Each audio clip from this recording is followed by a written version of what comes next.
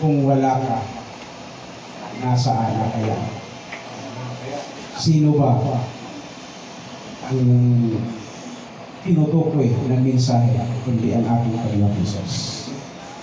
Kaya nga ang sabi sa ngalan ni Apostol Lucas, who the Son of Man came to seek and to save that which was lost.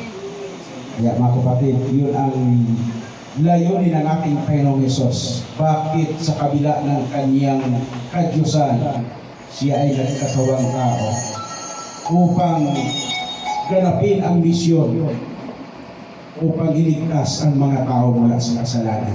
Kaya salamat sa Diyos, purihin ang Diyos na sa pamagitan ng kanyang biyaya at dakilang pag-ibig, ating nakita ang kanyang ginawa sa cross upang ikaw at ako ay madala pabalik sa kanyang kanan. Amen? Amen. Sa umagang ito mga kapatid, ang aking topic na dadalhin sa inyo yung tinatawag na hindi humahapay na pananampalataya. Kapatid, bakit ba mga kapatid ito ang nais kong dalhin sa inyo? Unwavering faith, hindi humahapay, hindi natutumba na pananampalataya. Bakit mga kapatid? Kasi nandito na tayo sa tinatawag na parang tayo, Jacob's trouble. No? Nakikita na natin ang mga palatandaan. Maging ito'y sa science, maging ito'y sa yung mga nakikita natin sa palibot natin mga kapatid. Na ang sabi ng Apostol Juan, darating ang panahong mapanganib. Mapanganib, mga kapatid. Ganun din ang sabi ng Apostol Pablo. Panahong mapanganib, marami ang magsisitalikod sa pananampalataya. Kaya mga kapatid, ang sabi dito, bakit ito ang nais na topic nating dadalhin sa inyo ngayon? Sapagkat si Jesus ay may patiuna ng sinabi sa kanyang mga alagad. Ito ay masusuktungan sa Juan 16:33. Na wika pa nga ni Jesus, ang mga bagay na ito ay sinasabi ko sa inyo upang sa akin ay magkaroon kayo ng kapayapaan. Sa sanlibutan ay nahaharap kayo sa pag-uusig. Mga kapatid, nahaharap tayo sa pag-uusig, wika ni Jesus. Ngunit, anong sabi niya? Lakasan ninyo ang inyong loob. Dinaig ko na ang sanlibutan. Napakadakilang pangako mga kapatid ng ating Panginoong Hesus at ang mga wikang binitawan mula sa kanyang mga labi na ang sabi niya ay sa sanlibutan ay nahaharap kayo sa pag-uusig, ngunit lakasan ninyo ang inyong loob, dinaig ko na ang sanlibutan.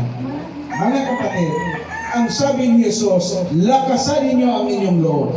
Ano ang ibig ipahiwatig ni Jesus ito sa bawat isang mananampalataya? Yung lakasan ng inyong loob, yung inyo at ating pananampalataya. Lakasan. Ngayon, ano ba ang pananampalataya mga kapatid?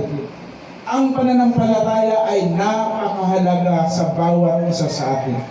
Sabi nga sa mga sulat ni Apostol Pablo, sa Hebreo 11:1, ang pananampalataya ay ang katiyakan sa mga bagay na inaasahan. Ang paninindigan sa mga bagay na hindi nakikita. Yun po ang kahulugan ng pananampalataya. Ang katiyakan sa mga bagay na inaasahan. Ano ba yung katiyakan? Ano ba yung ating inaasahan na may katiyakan? Mga bagay na dapat pagtuunan ng pansin at ang focus ay nakatingin doon. Mga kapatid, yung langit na bayan na inihanda ng Diyos sa mga magtatagumpay sa Kanya. Kaya nga mga kapatid, ang sabi doon sa Matthew 24:13, ang magtiis hanggang sa wakas ay maliligtas. Bakit sinasabing ang magtiis? Sapagkat sa sanlibutan ito ay puno ng pagsubok. puno ng kahirapan, iba't ibang kabilaan, mga kapatid, lilig-ligin tayo sa ating pananampalataya.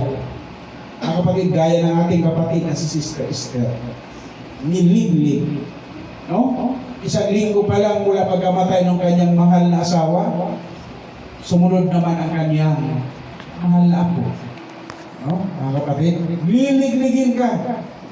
Kaya nga sabi ni Jesus kay Apostol Pedro Pedro, hinihiling ni Satanas na ikaw ay lilig-ligin. Pero ang sabi ni Jesus, aking idinadalangin na huwag magkulang ang iyong pananampalataya. Pananampalataya, mga kapatid, napakahalaga. Kasi lilig-ligin tayo, gaya ng mga unang mga alagad. Lilig-ligin, magkabilaan. Kung ating nabasa yung ibang bahagi, kung sino yung nakasubaybay sa buhay ni Apostol Pablo, lilig-ligin. Hindi madali ang buhay ni Apostol Pablo na kanyang dinanas sa pag-ibanghilyo sa mga tao. Andyan yung ikinukulong, nilalatigo, no? Ikinukulong, nilalatigo, halos, binabato, halos mawala na siya ng buhay. Pero hindi pa rin siya, umapit pa rin siya sa pananampalataya. Bakit? Ang sabi niya, tapat ang nangako. Hebrews 37. Tapat ang nangako. Kaya mga kapatid, si Apostol Pablo, sa lahat ng kanyang dinanas na mga paghihirap sa pag-ibanghelyo, sa halip na malungkot, no? Mga kapatid, natutuwa po sila. No? Masaya sila. Yung kasadil, natanda yung masisilas at si Apostol Pablo pagkatapos nilang ikulong, latiguhin. Sa kulungan, mga kapatid, ipinangaw pa. No? Ipinangaw ang kamay pa, nakakadina pa. Pero nagpupuri sila sa loob ng bilangguan. Bakit? Kanila kasing inisip na nakabahagi na sila sa kahirapan ni Kristo. Ganun din, mga kapatid, tayo. No? Hindi nga lang tayo pare-parehas ng pinagdadaanan, pero ang sabi ng Panginoong Diyos sa sanlibutan ito ay nahaharap kayo sa pag-uusig. Pero ang sabi niya, lakasan ninyo ang inyong loob, dinaig ko na ang sanlibutan. Ngayon, ang sabi nito, ang paninindigan sa mga bagay na hindi nakikita. Mga kapatid, yung pananampalataya kasama ang matinding paninindigan sa mga bagay na hindi nakikita. Kasi may mga bagay na binanggit si Apostol Pablo, mga kapatid, na sabi niya, hindi mailalarawan, no? ng pananalita ang kanyang nakita doon sa langit. Bakit si Apostol Pablo, ang sabi ni Apostol Pablo sa kanyang salaysay, siya ay dinala doon sa ikatlong langit at pinakita sa kanyang langit. At ang sabi ni Apostol Pablo, walang sapat na salita upang ilarawan ang kagandahan na nandoon sa langit. Kaya nga, mga kapatid, ang pananampalataya at paninindigan ay napakahalaga. Ngayon, ang sabi na dito, saan ba nagmula ang pananampalataya?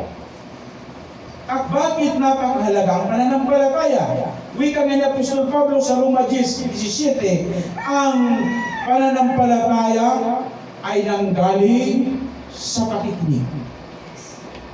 Anong pinapakinggan? Sa salita ng Diyos. Kung kayo, mga kapatid, ay nakikinig sa mga nangangaral, kagaya ng ating kapatid na si Brother, at iba pa nating mga kapatiran na nangaral tungkol sa Ebanghelyo ng Panginoong Diyos at sa kanyang kalooban kung paano ang tao, ano ang dapat gawin ng tao upang maligtas. Kasi, mga kapatid, may mga nagtuturo na sa pamamagitan ng pananampalataya, ligtas na pero kahit hindi na sundin ang kautusan. Okay?